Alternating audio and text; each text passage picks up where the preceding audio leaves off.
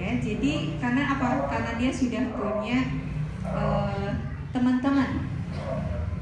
Lebih enak cerita dengan teman-temannya daripada cerita dengan mamanya. Ya, dan itu mungkin yang kemudian dirasakan oleh ibu-ibu, kok anak saya berubah ya? Betul nggak begitu? Kok anak saya berubah? Karena merasa nggak asik kalau ngomong bicara sama mamanya, lebih asik bicara dengan temannya. Kenapa begitu? Mungkin karena bicara dengan temannya itu nyambung. Ya, kalau bicara dengan ibunya nggak nyambung. Ya, ibunya nggak ngerti apa yang sekarang lagi tren buat anak-anak. Apa Bu yang sekarang lagi tren? Kalau di perempuan-perempuan apa Bu? Tahu? Siapa yang punya anak perempuan? Apa? Apa yang sedang jadi pembicaraan mereka di sekolah? Ini kan guru apa SD ya? Oh SD SMP. Oh ada yang SMA. Yang SD lah ya, kelas 5, kelas 6. Apa Bu kira-kira? Oh masih kecil. Kalau yang kecil apa yang kecil? Mainan, puisi, ya, puisi, apa? Little Pony. Ternyata dari dulu nggak jauh beda ya. Jadi ada Little Pony, kemudian kalau satu Little Pony semuanya sekelas Little Pony kan gitu ya. Satunya slang, semuanya slang. Nanti meningkat lagi kalau SMP itu ada gacha. Tahu gacha Ibu? Gak tahu ya. Gacha, jadi meme-meme yang dari Korea. Tahu nggak? Nggak tahu. Coba dicek tuh, terutama yang awal-awal ya, apalagi kalau dia punya medsos, punya Instagram ya. Nah, biasanya dia akan itu apa namanya ya, berkomunitas dengan anak-anak yang memiliki kesukaan-kesukaan terhadap meme-meme gitu. Ya. Nah, jadi karena anak-anak itu sudah punya dunia sendiri, ya, lebih asik ngobrol dengan teman-temannya, maka kemudian kadang-kadang buat kita merasa kok sekarang nggak terbuka ya dengan saya, gitu. Tapi dia merasa lebih asik dengan teman-temannya. Oke, ya. Nah, sebetulnya perubahan itu alami, wajar. Ya. Nah, cuma memang mungkin ada anak-anak tipe, kalau ibu kenal ada anak-anak introvert, ada extrovert, ya. Nah, anak-anak yang sangat tertutup, ada anak-anak yang sangat terbuka. Dua tipe temperamen ini sesungguhnya tidak ada yang yang lebih kemudian yang kurang, itu enggak. Dua-duanya memiliki positif dan negatif. Ya. Anak yang introvert itu kan biasanya dia nggak mau pendiam gitu ya. Kemudian kalau ada apa-apa dia simpan sendiri, nggak mau cerita gitu. Tapi dia akan lebih positifnya, diantaranya dia akan lebih lebih mudah menyimpan rahasia. Ya. Itu kan positif juga ya, jadi nggak ngember gitu ya. Nah, ibu-ibu yang suka ngember gitu ya, apalagi yang biarnya bocor. Nah, itu kan biasanya ada satu masalah, kemana-mana dia cerita. Nah, itu diantaranya ciri-ciri orang yang ekstrovert tuh begitu. Nah, jadi dia cerita kemana-mana, kita nggak nanya aja cerita. Ya, nah ada kan tipe anak yang begitu. Pulang sekolah ujuk-ujuk ya udah bla bla bla bla bla dari A sampai Z dia ceritain, ya. Nah tapi ada yang enggak. Nah jadi sebetulnya punya nilai positif dan negatif, ya. Kalau yang extrovert itu karena kalau ditanya sedikit dia akan ceritanya banyak, ya, mungkin ada rahasia-rahasia keluarga kita gitu ya. Nah, ketika ditanya temannya, dia ceritanya banyak macam-macam. Nah, itu kan hal-hal yang begitu juga mungkin kurang bagus. Nah, tapi ada bagusnya, ada tidaknya. Dua-duanya sebetulnya potensi yang dimiliki oleh anak-anak kita. Ya, sehingga nggak masalah kalau kita punya anak yang tertutup atau anak yang terbuka, tinggal bagaimana kemudian kita menyalurkan sifat-sifat itu pada porsinya yang benar. Ya. Nah, jadi ciri anak yang tertutup itu biasanya tadi menutup diri. Ya. Caranya marah berbeda. Ya nggak Bu? Kalau anak yang extrovert biasanya caranya marah gimana? Gulung komik. Ya, nah jadi ekspresif gitu. Ya, ekspresif. Kalau anak yang introvert biasanya masuk kamar, tutup pintu kenceng-kenceng, cekrek gitu kan. Nah, terus kemudian diem, nangis di dalam gitu. Ya, atau kemudian nulis surat, terus nanti kasih orang tuanya dan seterusnya. Nah, kemudian enggan menceritakan yang dialami sehari-hari. Itu anak introvert biasanya begitu, enggan mengalami sendiri. Dia dia resapi sendiri setiap kejadian yang dialami. Ada positifnya juga, ya, karena anak-anak yang begini biasanya dia akan lebih mampu mengatasi persoalannya sendiri. Ya, nah kapan itu terjadi? Ya tadi, ya. Anak-anak menarik diri dari orang tuanya, ya, biasanya ketika mulai dia akan mendekati remaja, ya. Nah, kalau masih anak-anak itu kan masih sangat tergantung dengan orang tuanya, ya. Anak kelas 1, kelas 2, ya, kelas 3, anak kelas rendah, anak kelas tinggi. Nanti mulai kelas 4, kelas 5, kelas 6, ya, dan seterusnya. Mereka sudah punya teman sebaya, sudah punya peer group, yang kemudian mereka akan lebih nyaman, lebih enjoy, ya, lebih menyenangkan ketika kemudian bercerita dengan teman-teman. Ya, tadi mulai mengenal dunia luar, ya, lebih suka bercerita dengan teman-temannya.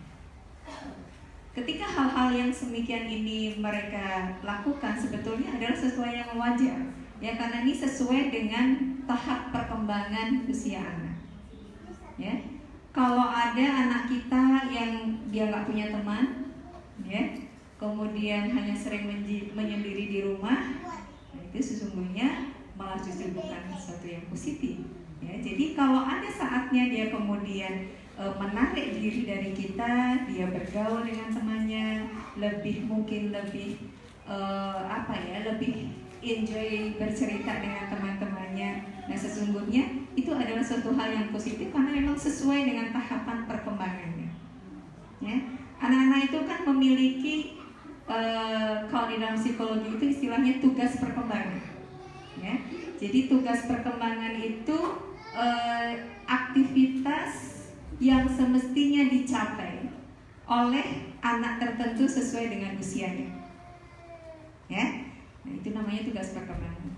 Jadi baik terkait dengan fungsi motoriknya, fungsi sensorinya, ya, dan seterusnya. Contoh misalnya, anak usia bayi, ya, bayi duduk itu usia berapa, Bu?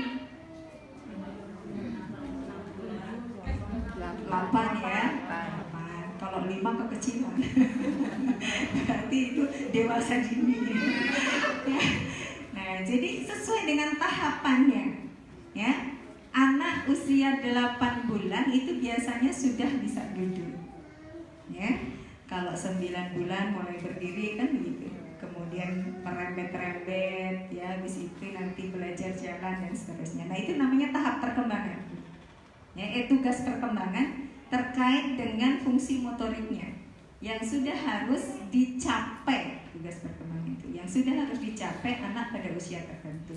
Nah, ada tadi kan perkembangan motorik, ada perkembangan sosial, ya, ada perkembangan sensori dan seterusnya. Nah, perkembangan sosial diantaranya adalah tadi bergaul dengan teman sebaya Jadi kalau ada anak-anak kita di usia-usia 10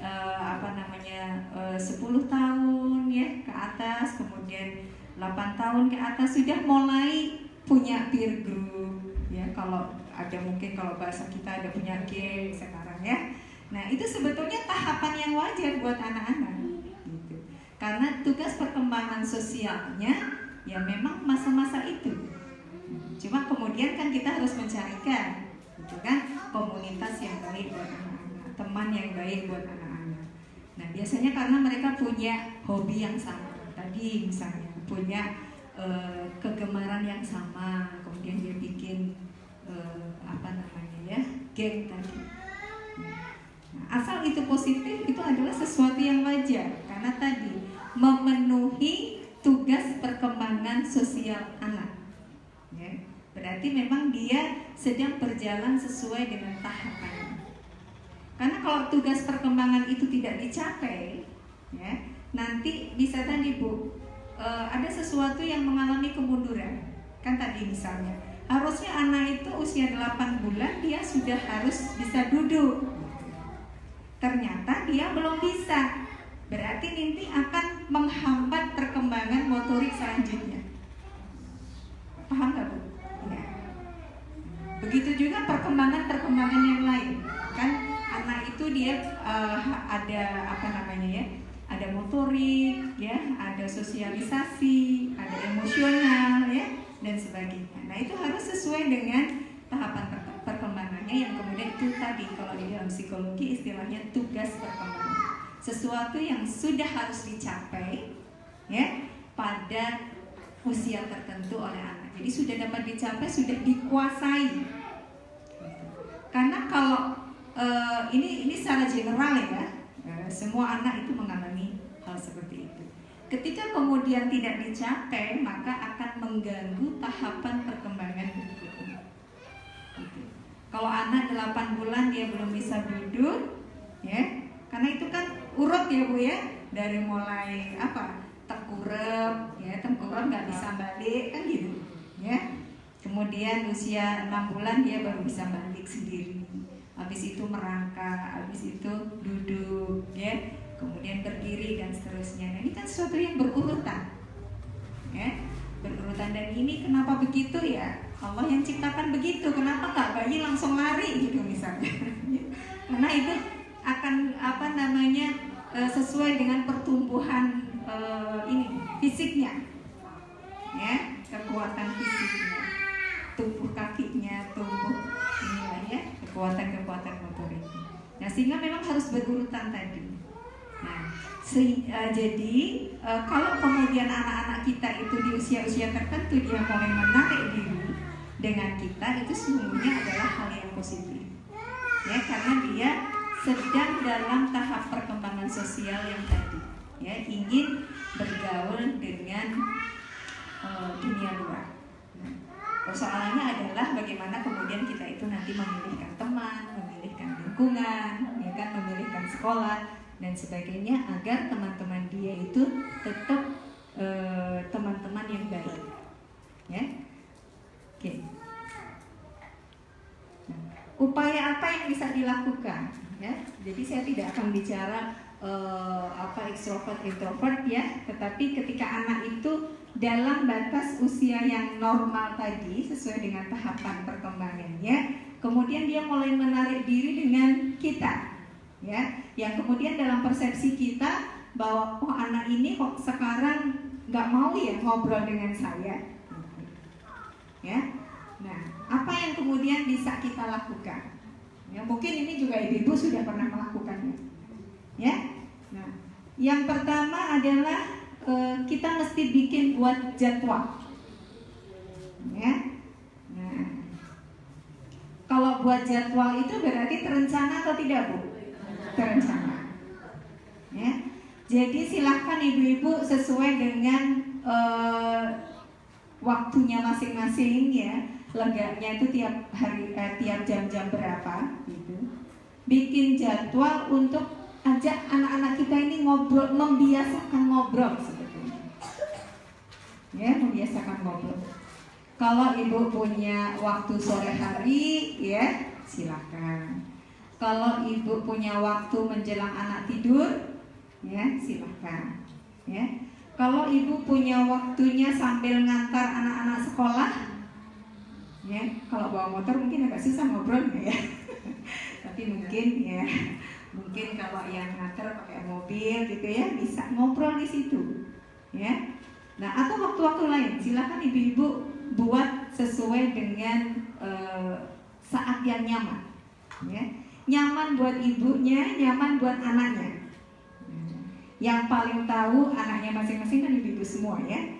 Nah jadi silakan dibuat tapi rutin. Jadi memang disengaja untuk kita punya waktu ngobrol dengan anak-anak kita. Kalau yang anaknya 5 gimana Bu?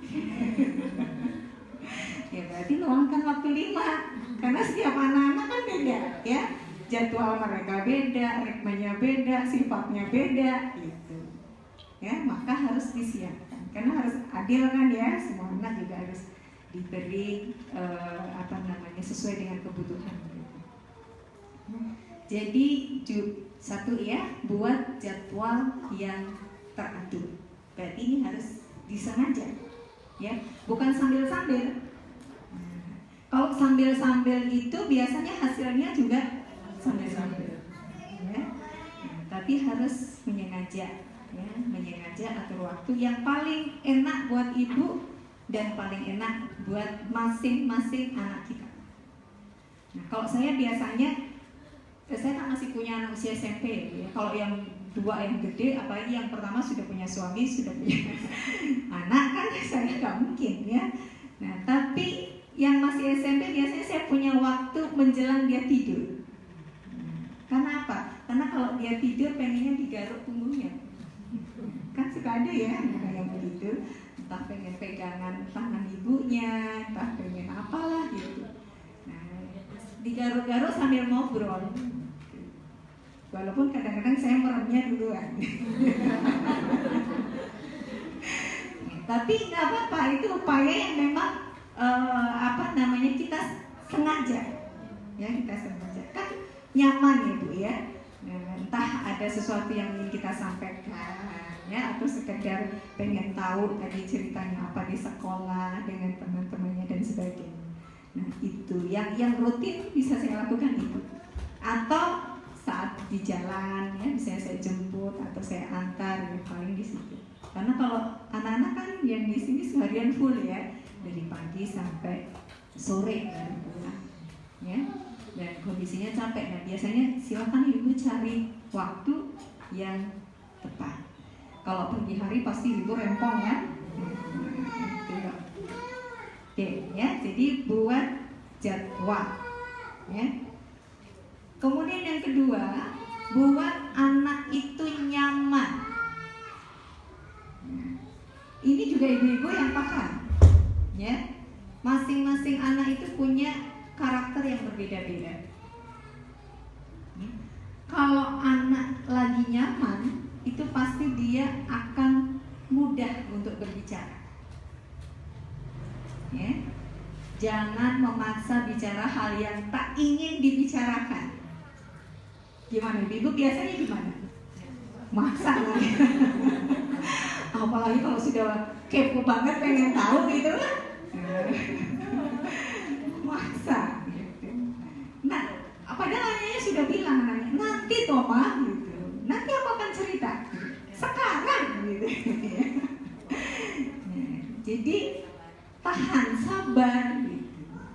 Ya karena anak itu kalau semakin dipaksa, dia tidak akan kemudian malah justru cerita. Akan semakin menutup diri. Dan dipaksa itu nyaman gak Bu? Ya, kita dipaksa suami juga nggak nyaman kan? Nggak nyaman. Tapi bikin suasana nyaman tadi. Jangan memaksa bicara hal yang tak ingin dibicarakan. Ya, itu. Misalnya kita dapat kabar dari sekolah, ya dari guru nih. Tadi si A putra ibu begini. Kita kan biasanya kepo banget tuh.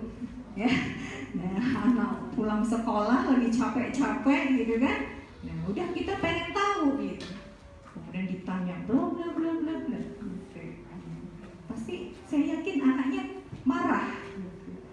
Apalagi kalau sebetulnya yang dia lakukan itu kesalahan di sekolah, yang kemudian kita dapat informasinya entah dari guru, entah dari orang tua murid yang lain, dan seterusnya. Nah, jadi tahan diri, ya. Posisikan sebagai teman, ya. Nah, jadi apalagi kalau anak-anak yang sudah SMP, kita harus posisikan kita ini sebagai teman. Maka ibu-ibu kalau lihat guru-guru SMP ya, jadi mereka akrab sekali. Ya saking akrabnya kadang-kadang anak-anak suka melunjak ya. Karena mereka mencoba untuk bagaimana bisa bersahabat dengan anak-anak. Ya, jadi memposisikan diri seperti temannya. Nah, itu akan lebih membuat anak-anak kita itu nyaman. Ya. Nah, kalau memposisikan diri seperti temannya, berarti kita ini harus tahu, ya, tahu sih apa sih kesukaan anak kita itu, apa sih yang lagi digandrungi oleh sesama mereka itu, agar kemudian nyaman, ya. Nah, jadilah tempat yang nyaman buat anak, ya. Berarti nyaman itu ya diantaranya tadi tidak memaksa, tahu diri, sabar, gitu. Ya, tenang, terbuka, ya, tidak mendesak. Kadang-kadang karena saking pengen taunya kita itu, ya, nah itu tadi, ya, didesak-desak. Padahal info-info itu kadang-kadang juga belum tentu benarnya, ya. Nah, cuma kita ibu-ibu nggak tahu, suka baperan, ya, suka tadi itu kepo, pengen tahu banyak hal terkait dengan anak kita, maka itu harus mulai ditata ya begitu. Karena kadang-kadang informasi-informasi itu kan jangan ditelan mentah-mentah. Ya. Kalau kita dapat informasi dari orang tua murid, cross check ke orang tuanya. Kalau kita dapat informasi dari guru tentang anak kita, cross check ke gurunya. Benar atau tidak? Terus di samping benar atau tidak, kasusnya kayak apa, kejadiannya kayak apa. Ya, contoh misalnya kalau di SMP kan boleh bawa HP, ya, dan HP itu harus dikumpulkan kan, ya. Nah begitu masuk dikumpulkan, nanti setelah pulang baru bisa diambil. Nah, mungkin ada kasus HP-nya disita oleh gurunya. Kita dapat laporan dari anaknya bla bla bla bla mungkin, ya. Nah, tapi kita harus cross check dulu ke gurunya, gimana kejadiannya, Pak. Nah, nanti gurunya akan menjelaskan dan seterusnya, ya. Nah, jadi tenang dulu, terbuka, tidak mendesak. Ya, sebaiknya kita tidak mendapatkan info langsung dari anak, tetapi bagaimana kita mendapatkan info dari guru, ya. Ya, itu yang kedua. Yang pertama tadi apa, Bu? Buat jadwal. Yang kedua, buat anak nyaman. Yang ketiga, pantang menyerah. Ya. Pantang menyerah itu diantaranya adalah tadi, ya. Anak butuh waktu untuk mendapatkan kenyamanan. Jadi berarti orang tua harus menyiapkan bagaimana agar anak-anak kita itu nyaman dengan kita. Harus diupayakan anak-anak itu memang nyaman dengan kita. Nah, maka orang tua itu perlu tahu, ya, kesukaan anak apa, ya, kemudian minat anak apa, ya. Karakter anak seperti apa, agar kemudian dia merasa nyaman dengan kita. Kemudian bersabar, ya, buat anak percaya dengan kita.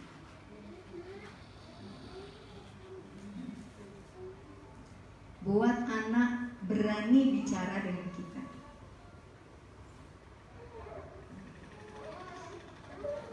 Ini semua ibu harus punya caranya. Ya, gimana agar kemudian anak itu percaya dengan kita?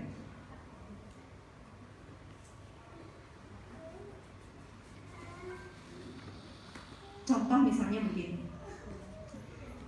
kita dapati kalau membuat anak percaya itu harus kita punya bukti, ya, punya bukti. Dan buktinya itu harus bukti yang bisa diindra oleh anak-anak kita. Jangan katanya. Ya, saya kasih contoh misalnya, anak kita sekarang kan sudah banyak tuh yang punya medsos ya, sudah punya medsos. Anak-anak SMP mungkin sudah SMA punya. Kemudian dia berteman dengan siapa, gitu. Ya, kita mestinya mengikuti itu, Bu. Jadi kalau anak kita punya Facebook, anak kita punya Instagram misalnya, harus kita follow. Ibu punya? Ya, jadi harus kita follow. SMP, SMA tuh biasanya sudah punya, bahkan SD mungkin sudah. Ya, saya suka lihat tuh beberapa Instagram itu muncul anak-anak SD. Saya follow itu, Bu, anak-anak Insan Tama. Oh, ini si ini. Ya. Nah, jadi kita follow. Kemudian kita follow yang di follow anak kita. Koyok banget, iya. Nah, kalau nggak diikutin, kalau nggak di follow kita lihat, Bu, saya begitu, ya. Yang di follow anak saya itu saya lihat satu-satu. Kalau ada 200 yang di follow, ya saya lihat, bukain satu-satu. Harus punya waktu, iya. Untuk kemudian saya punya bukti. Ketika kemudian memberikan, jangan berteman sama ini walaupun hanya di dunia maya. Nah, harus punya bukti nyata kan? Nah, berarti kita harus lihat yang tidak boleh itu yang kayak apa. Benar nggak, Bu? Ya, jadi gitu, saya lihatin satu-satu. Oh, si ini loh, dia kalau bikin ada kronologi, ada histori ya. Story apa history? History. Dia lihat nih, dia bikin history, ngomongnya begini. Masa kayak gini kamu ikutin sih? Jadi dia tahu, oh ya iyalah, standar Insan Tama nggak mungkin ngomong-ngomong begitu.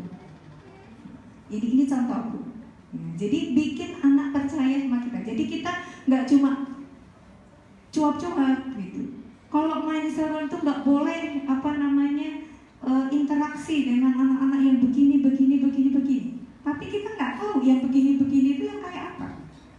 Ya, nah berarti anak kita harus ditunjukin. Nah caranya itu ya dengan memfollow tadi. Jadi saya punya peluang waktu. Akhirnya mereka follow back, ya, follow balik. mungkin dia penasaran, nih ada eyang-eyang malu saya. Akhirnya saya lihat dia follow balik gitu. Ya gambarnya ya meme-meme gitu, Bu. Tapi nggak apa-apa, saya jadi tahu. Ya, caranya begitu. Ya, jadi bikin anak percaya kita.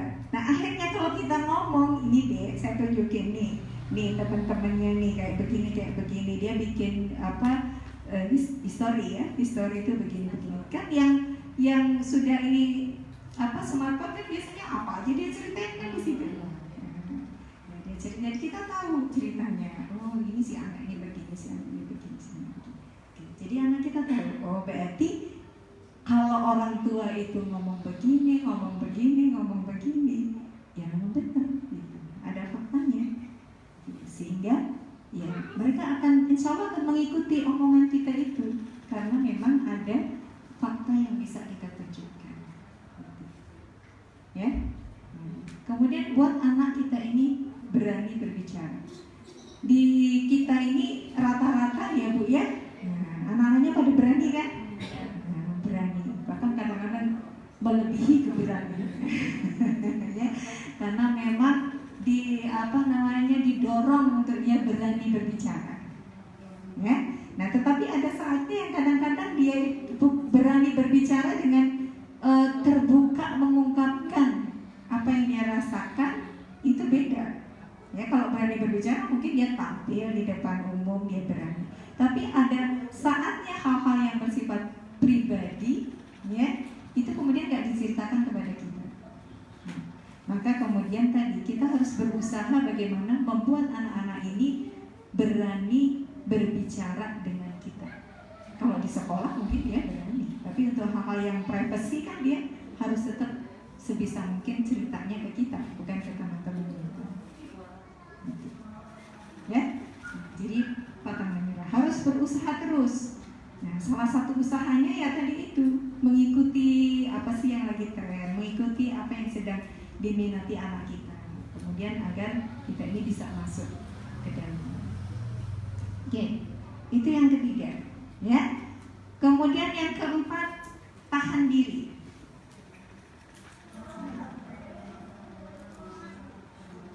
Anak kita itu, apalagi di masa-masa itu ya, masa-masa SMP, ya, SMA, itu anak-anak yang tidak suka untuk dikritik. Benar nggak Bu? Karena dia sudah ingin menunjukkan bahwa oh saya itu begini, gitu, ya. Jangan dikritik, jangan disalahkan, jangan dihakimi. Bukan berarti kita tidak ingin menunjukkan kesalahannya, enggak, ya. Tetapi sabar dulu, tahan diri, ya. Kan kadang-kadang begitu ini tadi ya, misalnya mendengar info-info gitu ya dari mana gitu ya, begitu dia pulang ke rumah ya, kemudian kita langsung tadi di sekolah begini ya deh, mestinya kan nggak ini ya ini, begitu kan biasanya. Jadi tahan dulu ya, kita harus tahu informasi sebanyak-banyaknya, cari waktu yang paling tepat kapan untuk kemudian kita ini bertanya kepada anak kita. Nah, anak kita lagi capek kan, pulang sekolah itu kan pasti capek, bahkan mungkin ada yang tidur di jemputan kan gitu. Ya kalau Senin Kemis mungkin SMP yang puasa itu capek sekali ya, kemudian sampai di rumah ya ditanyai macam-macam dengan pertanyaan yang ya yang banyak dan langsung menjas tadi, itu pasti tidak nyaman ya. Justru kemudian nggak mau cerita, mama itu nanti pasti akan begitu, kita ngomong begini juga nanti akan ngomongnya begitu ya. Nah, justru yang dibutuhkan itu adalah bagaimana kita memotivasi anak untuk kemudian dia bisa bercerita dengan kita ya. Jadi tahan diri, sabar ya. Sabar, tahan diri ya. Tidak langsung menjas, tidak langsung menghakimi, tidak langsung menyalahkan ya. Karena kadang-kadang anak kita itu melakukan sesuatu bukan karena kesalahan dia, mungkin kesalahan temannya ya.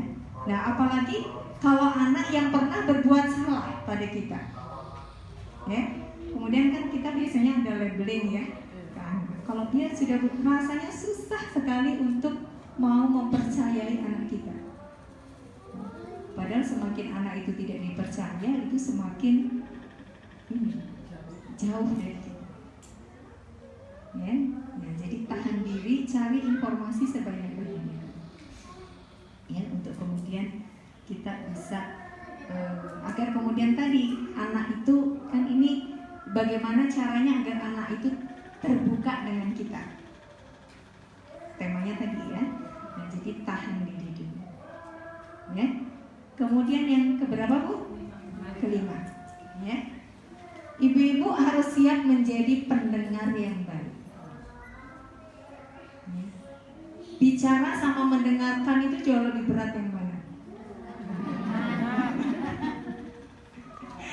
Mendengarkan ya. Kalau ada orang yang curhat dengan saya kan, hari-hari tertentu saya suka janjian dengan orang tua ya di sekolah.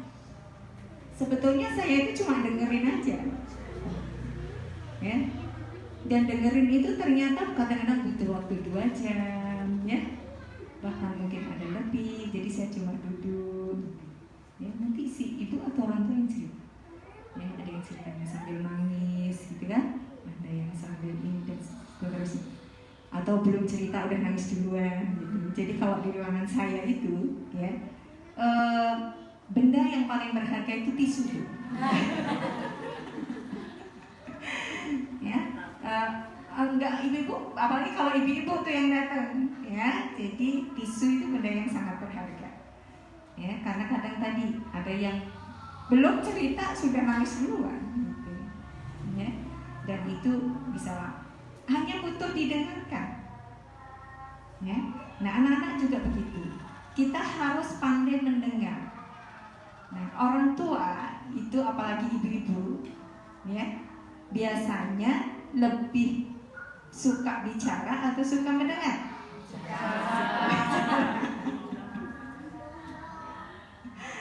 Ya.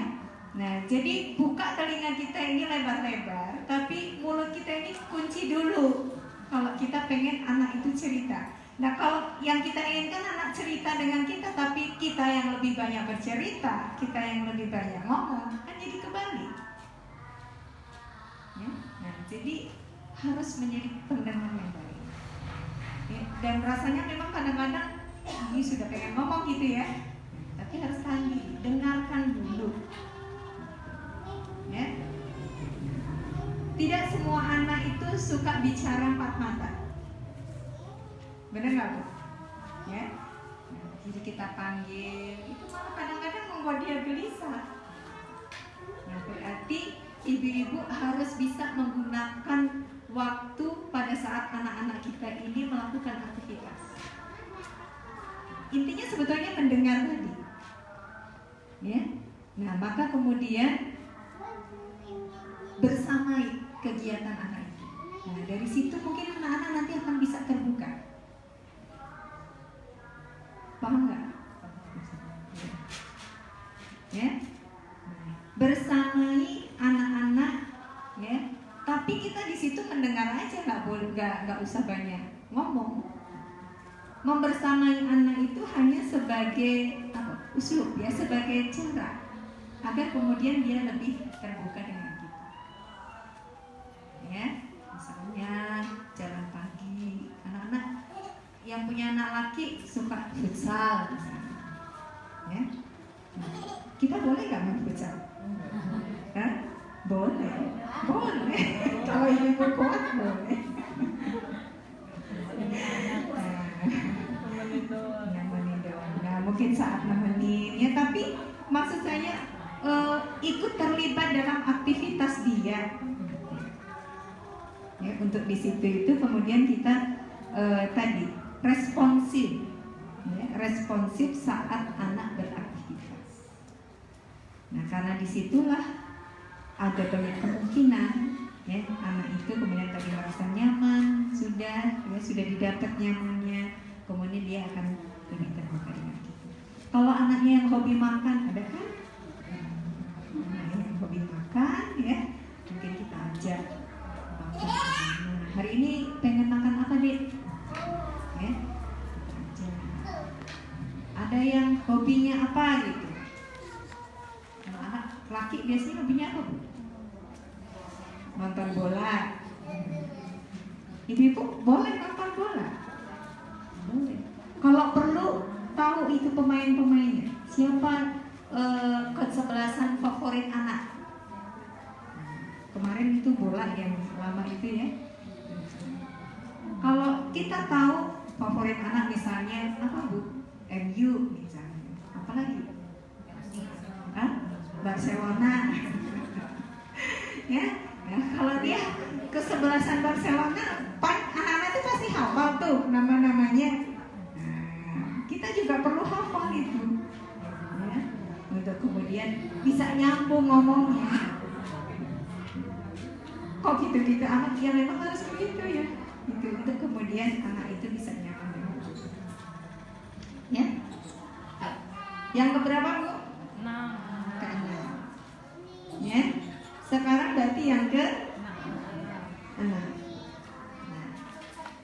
kita mesti tahu kesukaan atau minat anak.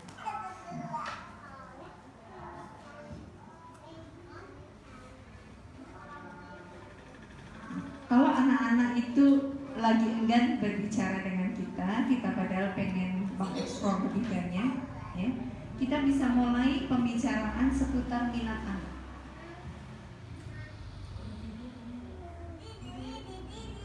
Maka sebagai orang tua itu harus tahu, ya, anak kita itu punya hobi apa, ya, yang lagi ngetren di kalangan anak-anak sekarang itu apa, ya. Dan itu seperti mengglobal itu kalau saya ini, ya. Jadi kayak begini contohnya misalnya, kita mudik, ya, kita pulang ke kampung, kan beda kota, ya Bu ya. Nah beda kota, tapi di sini kemudian misalnya di Jogja atau di Surabaya, anak-anak seusia itu memiliki apa ya, sesuatu yang lagi ngetren sama. Berarti kita harus tahu. Dan setiap level usia itu berbeda-beda, ya. Anak saya dulu juga di usia berapa itu suka yang kuda poni itu, Bu. Ya. Kelas 2, kelas 3, kuda poni, aduh itu ya, sampai punya bonekanya, punya ininya, pernak-perniknya. Habis itu lewat, ya, habis kuda poni apa itu? Aikatsu ya, tahu nggak Aikatsu? Tahu? Nggak tahu kan? Ini karena saya perempuan ya. Nah jadi Aikatsu itu kartu kamu, tapi kalau di mall-mall itu biasanya ada ininya Bu, ada permainannya. Apa itu namanya? Ya, nah, kemudian masuk di situ filmnya nari-nari gitu ya. Anak saya itu dulu hobi banget itu, sampai kemudian bikin pakai dus-dus itu, bikin sendiri itunya, pura-pura gitu. Nanti muncul itu, namanya macam-macam. Sekarang lewat, gitu. Ya, beda lagi. Nah, jadi harus tahu, gitu. Harus update, harus update. Dan saya lihat, saya tanya waktu itu ya, kartu-kartu Aikatsu itu dari Jepang kalau nggak salah ya dulunya. Ibu mungkin tahu. Nah jadi saya lihat teman-temannya tuh juga punya, jadi mereka saling tuker-tukeran tuh kalau ke sekolah. Ya, ada yang sudah punya gambar ini, ada ini. Gambarnya memang nggak Islami Bu, kan pakai baju-baju Jepang gitu. Kan itu ada YouTube-nya, ada ininya, kemudian di mall-mall itu ada permainannya itu. Ya, yang begitu-begitu, nanti juga akan lewat, sekarang lewat, gitu kan, lagi yang lain. Nah, jadi memang ada tahapan-tahapannya, ya. Nah, tapi kita perlu tahu itu apa sih yang kemudian sedang diminati anak, agar kemudian kita nyambung kalau ngomong. Ya, nyambung kalau ngomong, ya. Nah, belajar menyukai minat anak, apresiasi minat anak, diarahkan sebetulnya ya. Kalau kemudian tadi misalnya, kan kita nggak bisa, yang lain ini lagi ngetren nih, ya, di sekolah lagi ngetren. Misalnya tadi kuda poni, Aikatsu, itu nggak boleh. Kita kan nggak bisa begitu. Wong teman-temannya yang lain juga main, nah, ya. Tapi diarahkan, nanti itu akan lewat kok, akan lewat, ya. Nah, kayak tadi yang Aikatsu itu pakaiannya kan ini, terus mereka nari-nari, memang itu nari-nari. Nanti bisa, ibu tahu ya, bisa ganti ini, ganti ini. Itu buat anak seneng, gitu, ya. Nanti dapat kartunya tuh banyak tuh, ya, terus tuker-tukeran sama temennya dan seterusnya. Kartunya ya sekarang karena udah lewat masanya ya, entah kemana itu dus-dus sudah dibuangin semua gitu, ya, karena lewat. Tapi kita perlu tahu, ya, gitu. Nah itu yang terkait dengan tren-tren di anak-anak kita, ya, kita perlu tahu. Nah yang kedua yang kita perlu tahu juga terkait dengan passion, ya. Nah anak-anak itu biasanya punya passion, punya minat yang sudah khas. Apalagi kalau kemudian dia sudah SMP, dia sudah SMA. Ada yang hobi menggambar misalnya, ada yang hobi bikin cerpen, ada yang hobi apa lagi Bu? Tadi kalau laki misalnya bola, ada yang futsal, ada yang basket, ya. Ada yang bulu tangkis, kalau laki-laki biasanya hobinya olahraga, ya.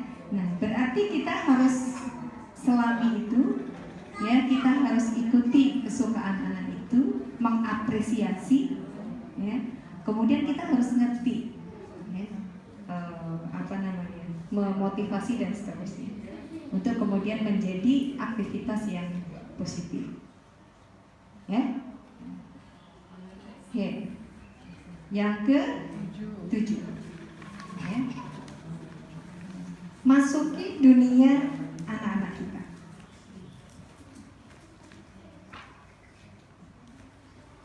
Ya.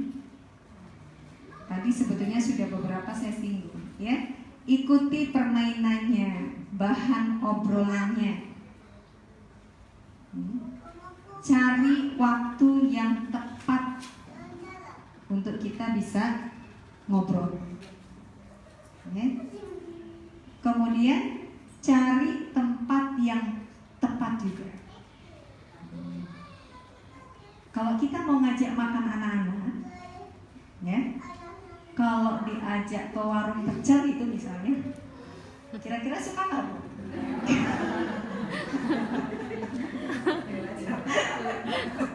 Ibunya yang suka. Nah, ibunya yang suka, ya. Nggak kekinian makanannya dulu. Nah, tapi yang sekarang kalau di Bogor misalnya ada apa itu, ya, bakso bujangan, ya. Kemudian yang bubble itu ya, Bu, ya. Nah, sesekali, gitu. Ya, saya pernah ditawari ponakan saya. Tahu Milidi, Bu? Milidi yang punya panjang itu, dia bilang begini, Bude, ini makanan paling enak di dunia. Masa sih, saya bilang gitu. Saya coba, gitu. Saya coba dengan lidah saya yang sudah eyang-eyang. Ini dia bilang, oh pokoknya paling enak sedunia nih Bude, gitu. Dan dia ya bersama anak-anak yang lain, sesama sepupu-sepupunya, gitu. Dan mereka sangat menikmati makanan itu. Begitu saya coba, ini makanan apa? Ya, buat saya itu pahit makanan itu. Tapi buat anak-anak, sebaliknya, coba anak-anak dikasih sayur pari.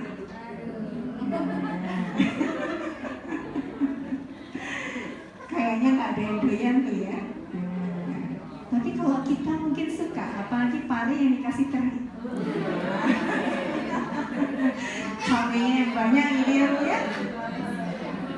Kapan-kapan bikin ya. Terus kita makan. Nah, enak banget itu.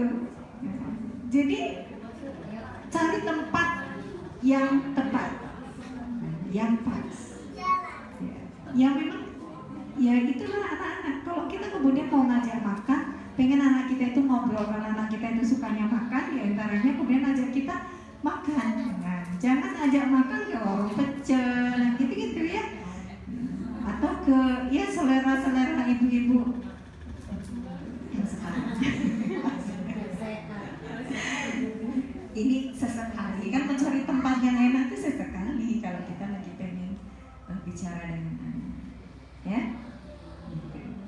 Kemudian yang ke-8, ciptakan hari bersama keluarga. Nah, kalau tadi yang pertama tadi kan jadwalkan waktu secara teratur, rutin, itu mungkin kita secara personal, ya. Nah, ibu dengan anak. Nah, tapi kalau ciptakan hari bersama ini penting juga buat anak. Biasanya kalau rame-rame, ya, dengan adik-adiknya, dengan kakak-kakaknya, itu ada hal-hal yang kadang-kadang kita nggak ngerti tapi mereka obrolkan,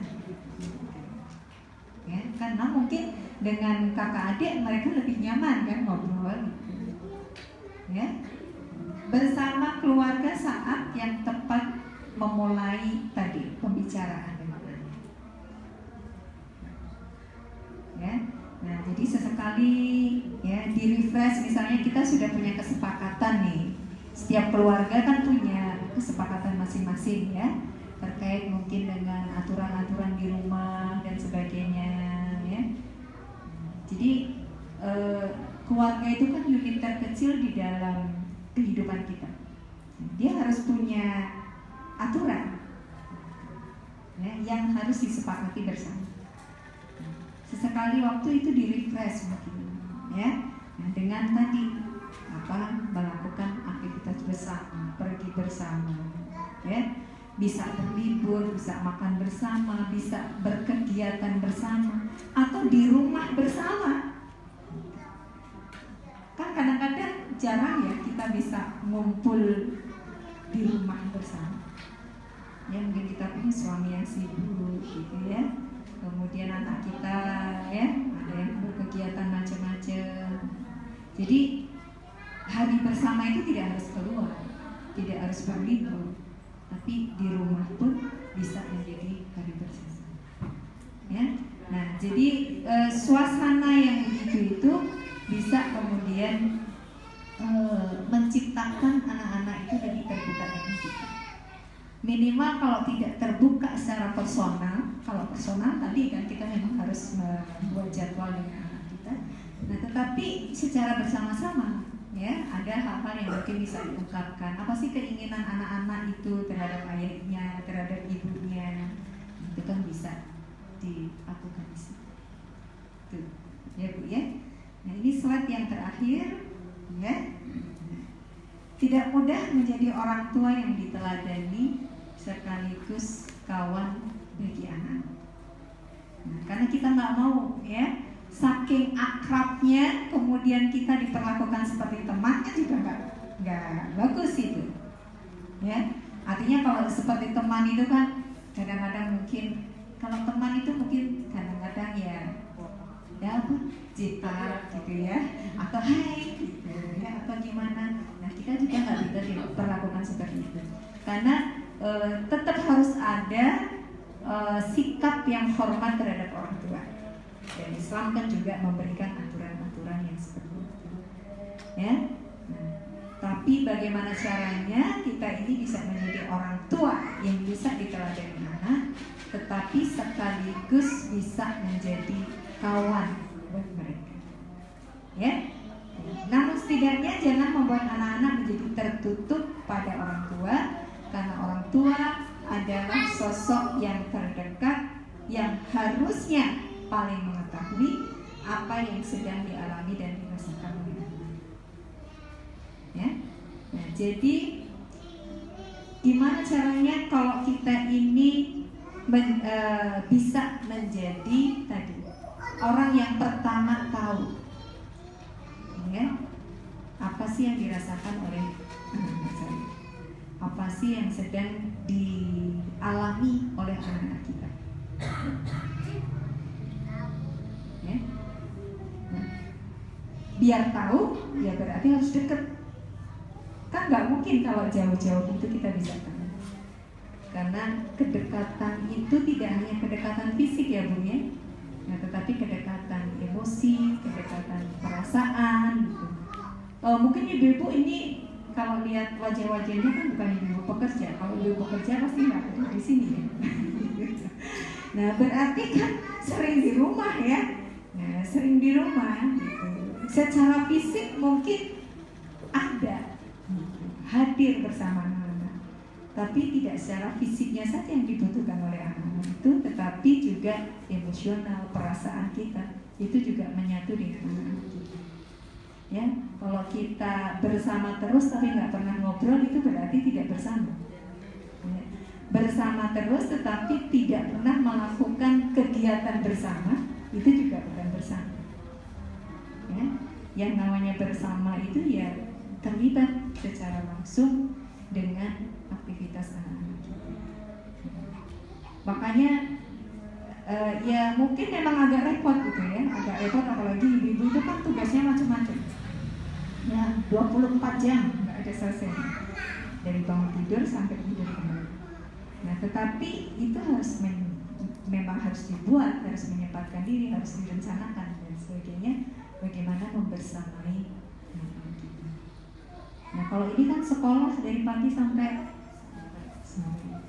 Ya berarti bersamanya kan memang sebelum sekolah, berarti sore sampai malam, atau kalau libur ya Sabtu dan Minggu. Silakan nanti bagaimana caranya ibu yang lebih paham ya, untuk kemudian agar bisa bersama dengan anak, tidak hanya fisiknya tetapi juga perasaannya ya, dan pikiran. Baik ibu-ibu ya, ini yang bisa saya sampaikan, mudah-mudahan bermanfaat ya. Kita masih ada waktu untuk sharing ya, silakan ibu-ibu yang punya